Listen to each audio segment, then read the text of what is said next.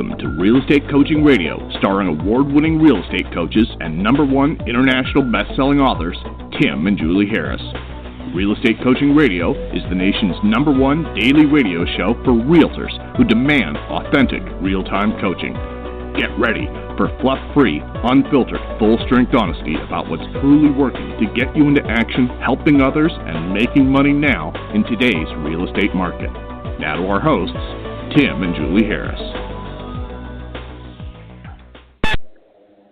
Welcome back to Real Estate Coaching Radio. We are your hosts, Tim and Julie Harris. Listen, I want to start out by announcing that Julie and I are going to be posting on our main website, Tim and Julie Harris, several places that we're going to be doing a little public speaking, some gathering of agents, people that are coaching clients, the whole thing. So I'll be posting those up. One's going to be in Arizona, the other's going to be in Dallas.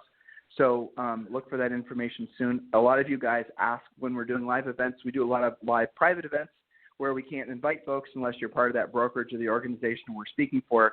But in this case, you actually can regardless of your affiliation, so I'm excited about that. So I'll be posting that information a little bit later today on timandjulieharris.com. And, Julie, we are going to pick up where we left off yesterday. And what we're talking about specifically on today's and yesterday's show are the results of this really brilliant report that comes out annually from a company called WealthX. And WealthX basically makes this report for the sake of helping people in the businesses of selling stuff to rich people.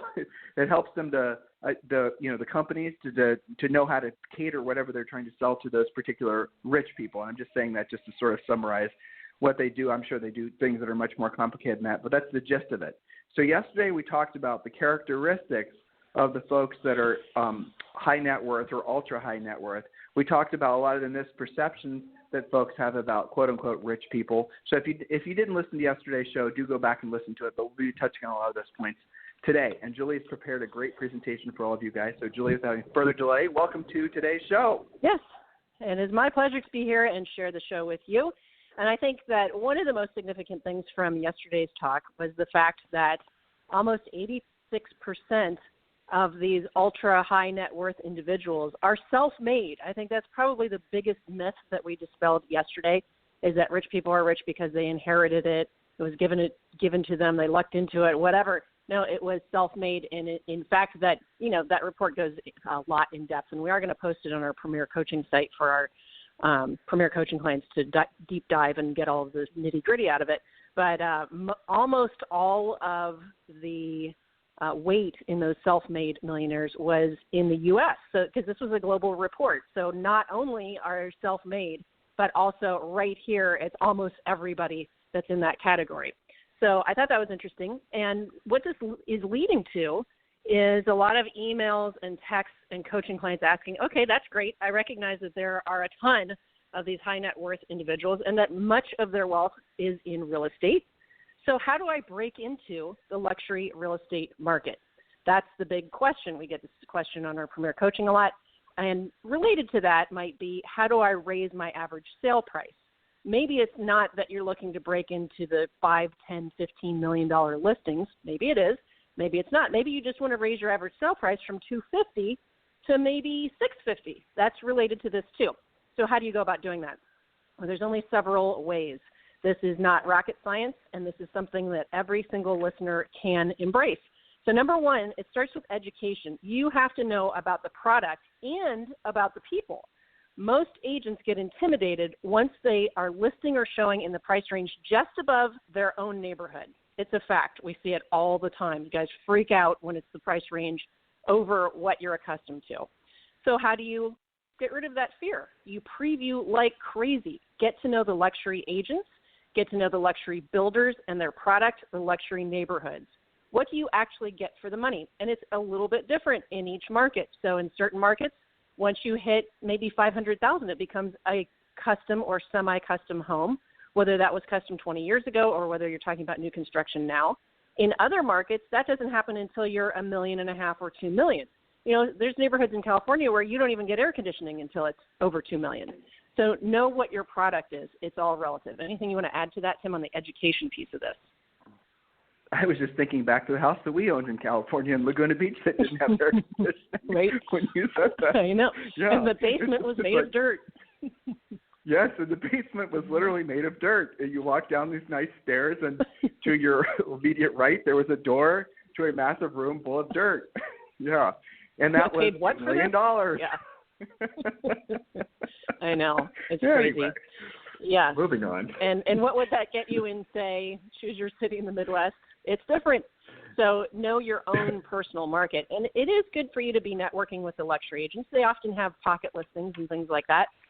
Also get to know the people who have property like that, who might be moving up and down and around from those properties. So that leads us to point number 2, and that is networking. Most luxury listings come from center of influence relationships.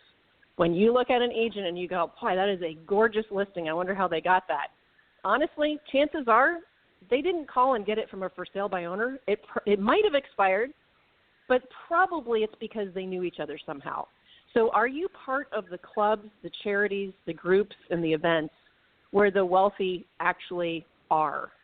Or does that intimidate you? It's okay if it intimidates you. You can get a higher level of comfort by actually participating at a higher level. So expand your center of influence with intention. That doesn't mean but Julie, that you're going to will it into place. Yeah, go ahead. Let's drill down on that, because I know if I were, back when you and I were selling real estate, I know if I'd heard that point, I'd be like, okay, so what am I supposed to do? I don't even have access to network. Okay, so I'll give you guys some examples, and I'll use real life examples from coaching clients. I love to brag on this guy because we love him, and he's been a coaching client for basically since he started selling real estate. And one of the original goals that he had, and it was so fabulous to accomplish it last year with him, is he wanted to be the number 1 agent in his state, Greenwich, and he had some of this very specific goals tied to that. But the best thing about Rob Johnson is that he's just such a gentleman, such an amazing, just a person that I really am appreciative of being a coach for. Long story short is that he gets all of his business from centers of influence and past clients, but he's not been selling real estate in Greenwich, Connecticut, which is one of the most competitive, most expensive sort of little enclave villages on the face of planet Earth. And I'm not even kidding you guys. If you don't know Greenwich, Connecticut, you're not at all wired in to the most expensive real estate that there ever has been and ever probably will be. So he had, he lived there. He had been a trader on Wall Street before. So he felt some level of comfort with working with people in the similar price ranges as he was living, but he did not have any real connections to the community beyond those that he got from his family just living there, So the plan that we put in place, it took maybe, 2 years, 2.5, 3 years maybe to really fully implement, but we were going to make a list of essentially the social organizations that, first of all, he was already interested in belonging to, and then we were going to expand. And so what we did is we started with the ones that were the easiest, frankly, for him to feel comfortable in the quickest. And I'm going to share something with you too, guys. So Rob is probably one of the wealthiest people I've ever coached before, in that he came to me that way because he'd done very well in his other business career. But he had limiting beliefs about the houses that he could attract to himself to list, even though he personally lives in a $10 million house. So when he was trying, to Julie's point, when he was thinking about expanding, he said he wanted to start listing houses that were, 20 million, 30 million. In his market, houses go 50, 75 million. But he had some limiting beliefs about his essentially ability to communicate with people that were obviously going to be billionaires opposed to him, which was, an ultra high net worth person, which is what he is. So the fascinating thing about that is that also is a similar, psychological issue that many of you had. Julie and I had the same thing when we were selling real estate, and I talked about that yesterday. And we actually physically moved from our original market, and when we sold real estate in Columbus, Ohio, and we moved to this area where the sale price was 4 times higher. And guess what we discovered? The same thing Rob discovered, the same thing you'll discover, is that the people are just like you. They just have basically had probably worked harder. For the most part, they've been more industrious. They've played less golf, taken fewer days off. They've been more drilled down and focused on their particular goals, and they were able to actually think bigger and then surround themselves with people that would reinforce those goals. And we talked about that yesterday on yesterday's podcast, the importance of location and the people you associate yourself with. Well, so guess what Rob did? Rob's been able to basically break into that market. One of the first clubs he joined was a cigar smoking club, believe it or not. And in the cigar smoking club, there's normal millionaires and billionaires. There's normal people in the cigar smoking club, and he does business with them. You would not meet Rob. He does not have a pretentious bone in his body. Just like I said, a classy guy. And so he then basically is able to do business with normal folks and, not necessarily in Greenwich. And then he can also, last year he sold a $53 million house. And he's listed just one last week for 20-some million. So that started with, so he went from the cigar smoking club, which if you want to talk about an East Coast thing, picture that in your head. That's pretty funny. Right. But then he's expanded to other things where he feels like he can be himself.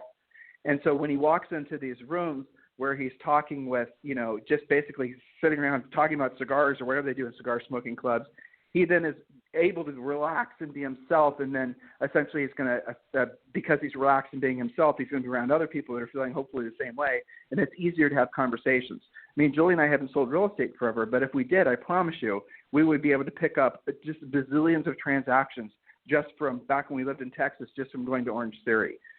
Again, you make a community there. So that's really so start out with doing what you already like to do. And I was, again, if I were still selling, Julie and I were still selling real estate, I would personally work inside maybe certain types of car clubs. Or Julie and I have French bulldogs. We do stuff with French bulldogs. We have a kid. So we have a 6-year-old daughter. So that obviously, so start by doing the things that you already have interest in. And because you're going to be around other people who have common interests, that already gives you a leg up. And then you don't have to just walk in with your every time walk in and be Mr. or Mrs. Real Estate. What you do is you casually basically just be yourself for the sake of having fun and enjoying their company. And you don't have to basically put it out that you're in real estate. They're going to ask you about it. So when you're in these social type things where people are still trying to figure out what your motivation is, if you have any ulterior motives, right, which a lot of you guys are paranoid about, people are perceiving that about you, well, then I give you permission when you're initially establishing yourself in these organizations to not be necessarily as overt about your real estate intentions or your real estate hopes that you have with doing business with them. After they get to know you and trust you and realize you're just like them, then they're going to see you as part of their centers of influence and past clients. And one of the things when Julie and I sold real estate, because we did the same exact thing ourselves, is that we would show up, and one of our rules was, and this is in Harris Rules, by the way, our book, is that we always show up. We do this to this day, even though we don't sell real estate. We always try to dress either one stage better than the environment that we're going to be in. And we're not selling anything. It's just a habit we got into. So, like, if you're going to and Julie used to do it. Like, Julie, tell your example. Julie's a classical musician. She played in orchestras. She's done professional recordings. She's played on soundtracks. Maybe you guys, unless you're long-time listeners, you would know that. So, Julie, tell them when we sold real estate, when you're involved in the symphony, how you'd go about pulling leads out of there without ever actually having to talk about real estate. Yeah, I promise you, I never once said, quote, when do you plan on moving? Never said it. Did not come out of my mouth. Okay. Which is what some of you guys fear, is that you guys say some goofy script that doesn't make any sense. You're never going to say it, makes you uncomfortable. So you don't have to do that. What I would do is I would always, to Tim's point, and all of you guys need to do this. I don't care if you live in a beach city, you still need to do this. Okay, so you are going to dress nicer than anybody you are around. You don't have to dress formally, but you need to be one notch nicer. If everyone else is wearing jeans, you don't wear jeans. If everybody else is wearing shorts, don't wear shorts. So take it up a notch, right? So what I would do is I would go to the rehearsals, and honestly, I was also doing that because it made me more confident as a musician to look nice, just as it gives you more confidence when you go to a listing presentation to look nice. So it's good for you anyway. But I would always dress, and what would happen is people would ask me all the time, Julie, you always look so nice. What did you do other than music? And then that was opening the door for me to talk about real estate. Once they realized I was in real estate, they would ask me questions about what was going on in the market, and then I would end up doing lots of transactions with them. That was really great because I was amongst people where we had common interests. They automatically trusted me, and I got lots of cross referrals that way. You can do that with anything that you're working on. So I actually have broken this down, Tim. So join organizations and participate in 3 categories regularly. So A is what we're just talking about. I call it stuff you like to do anyway. This is hobbies and interests that you have or are curious about. This category is important because you're most likely to actually connect and participate regularly. For me, it was music, French bulldogs, gardening club. I've got coaching clients where it's a book club. It can be golf, stuff you like to do anyway that you wish you were doing more of. Now, I typically will get kickback from agents, especially the more grizzled veterans, because they feel like that's taking away from their business. If they're not at their office, they're not making an effort, it's taking away somehow. And I alleviate that by telling them, look, this is coaching homework. If you expect to get 10% from your database, which is very typical, and most of our coaching clients get well more than that. Rob's a great example of that. If you expect to get a minimum return of people doing business or referring business to you, you have to actually go out there on purpose and grow your center of influence, talk to them, and participate. So if it helps you to, some of you that are weird about doing stuff like this, and it does tend to be sometimes the more successful agents that are strange about this, I am taking that problem away from you and making it coaching homework. It is your job to expand your center of influence. So stuff you like to do anyway. You can go to meetup.com. That is not a dating site. I know it sounds like it is, but it's not. Meetup.com has listings for you. Put in your zip code. You put in your interests. You say maybe a 10-mile radius, a 20-mile radius, and it will pop up things that you can be doing that people have posted. You can try stuff out. So stuff you like to do anyway. I would put Orange Theory in, not that we really ever liked it, but we liked exercising. So that's something that was regular. All right, so B, category B, is networking for the sake of networking. That's things like Chamber of Commerce, Business Network International, investor clubs. You can find these things also on meetup.com. You can find it in your local paper. You have many Facebook pages that are local to you to find some different things to do. So networking for the sake of networking. And, again, you can mix and match and try some things out. Then we have category C, and this is a hotbed of high net worth individuals. Think about it. Where do they spend their time when they're not working, taking care of kids, traveling? Charities. Now, I especially like real estate-oriented charities because it makes it a little easier for you to talk about what you do, but it doesn't have to be real estate-oriented. That would be things like Habitat for Humanity, but also philanthropic organizations, fundraisers. It could be your art museum. It could be something that's close to your heart. Lots of our coaching clients have things that are very particular to them, and that can be just whatever turns you on that you're going to go to and actually get to know people. This is not a one-stop meeting where you go and talk about real estate and hope for the best. This is actually getting to know people, letting them get to know you and trust you. So charities are good. So we've talked about educating yourself. Julie. Yes. So let's give, again, I like to give them a practical drill down example of what they can do. Just, Sure. So here's a good example. Julie came up with this idea probably 20 years ago. Again, following our own advice. So everything we're telling you actually works, not just tested our own real estate practice, but also tested in the practices of literally tens of thousands of coaching clients. Julie and I wanted to get involved in charities. And Julie and I do not come from money. We do not have any sort of social connections. There is nobody giving. There was no sort of social hand or reached out. Nobody, nothing. Okay, so we did. There was no cheating involved. No cheating or shortcuts. We do love animals. We do love pets. We do have. That's something that when Julie and I got married when we were 20 and 21, and we adopted 5 cats. I mean, it was crazy. But the reason I'm telling you guys all this is because Humane Society was something that was really important to us. And the Columbus Area Humane Society was a no-kill shelter. So we went to the Humane Society, and we said that we would like to be involved with you guys, and here's how we'd like to do it. We'd like to basically pay for all the adoption fees of anyone that does a real estate transaction with us. And then we started that became one of our USPs, and it was called Buy or Sell With Me, Adopt a Pet for Free. Now, of course, the Humane Society was, well, they have to obviously qualify. We're not just going to basically let anyone adopt a pet. If they're, crazy people, we're not, no, fine, whatever. You guys make the rules. All we're doing is we're going to pick up the tab. Buy or sell with me, adopt a pet for free. And here's the other thing that's interesting. The Wealth X report talked about charities. Like, in essence, to Julie's point, where do the folks that have high net worth and ultra high net worth, where do they spend their time? A vast majority of women who are ultra high net worth or high net worth spend their time in charities, volunteering in different charities. And you don't have to be a millionaire, a multimillionaire, or a billionaire to get involved in the charity.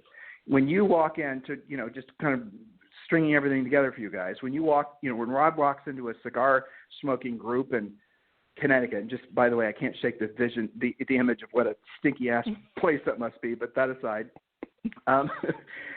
He does not care it, whether the guy's a cop or whether he's a candlestick maker or a cobbler or the guy runs a hedge fund. It does not matter. They're there sharing a common interest. And the same thing works when you're basically networking inside a charity. You're there for the same reason that they're there.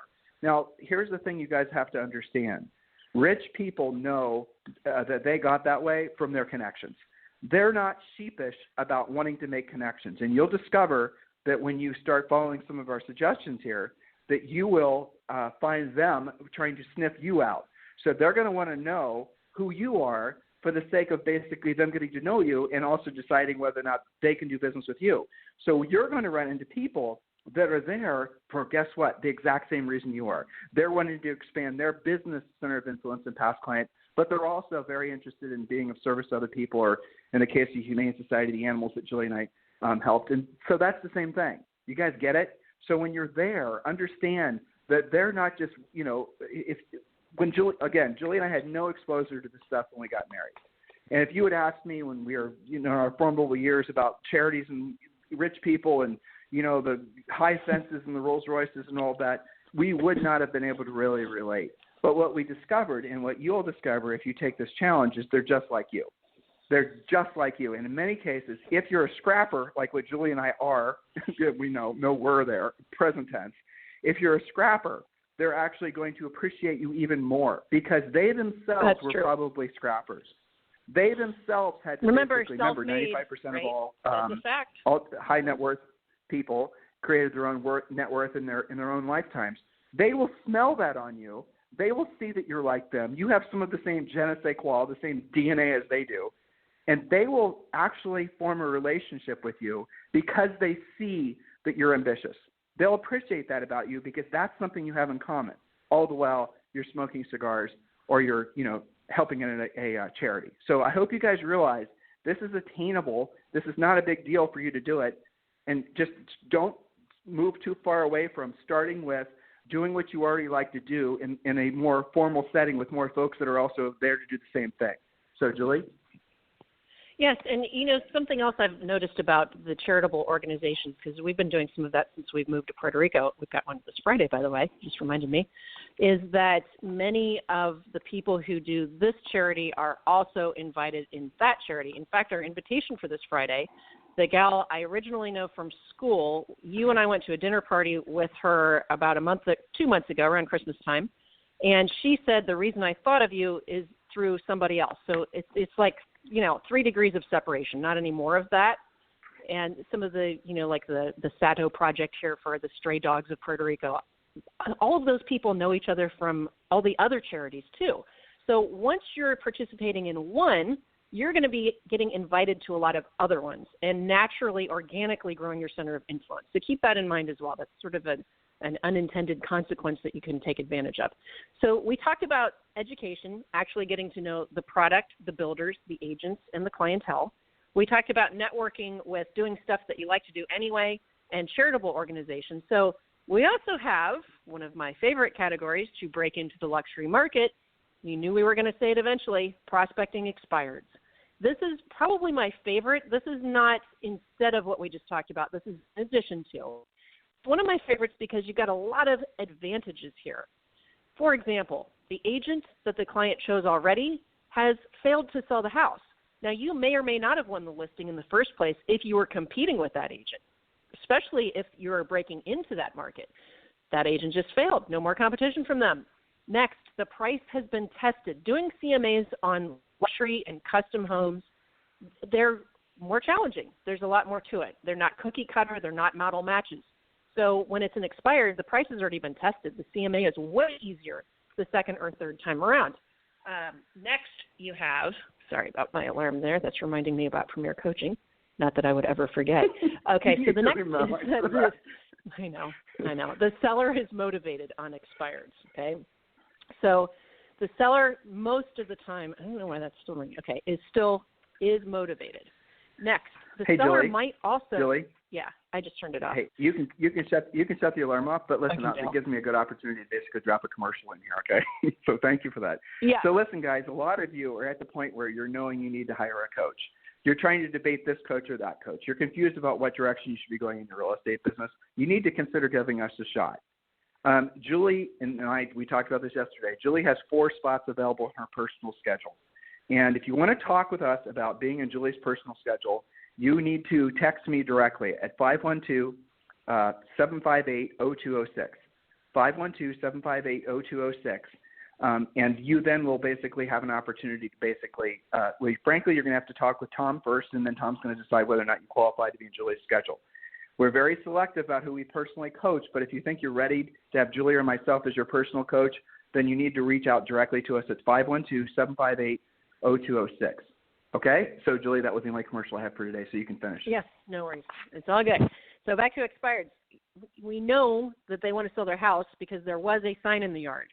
That's way more efficient and faster than anything else we've talked about. Again, not at the expense of doing the social stuff, but this is in addition to, it gives you a leg up and it fast forwards the process. Many of these expireds, especially the higher end ones, also might buy with you because they were waiting. Typically there's longer days on the market. They didn't buy yet. Imagine having, if they're financing anything, giant payments on both houses instead of one.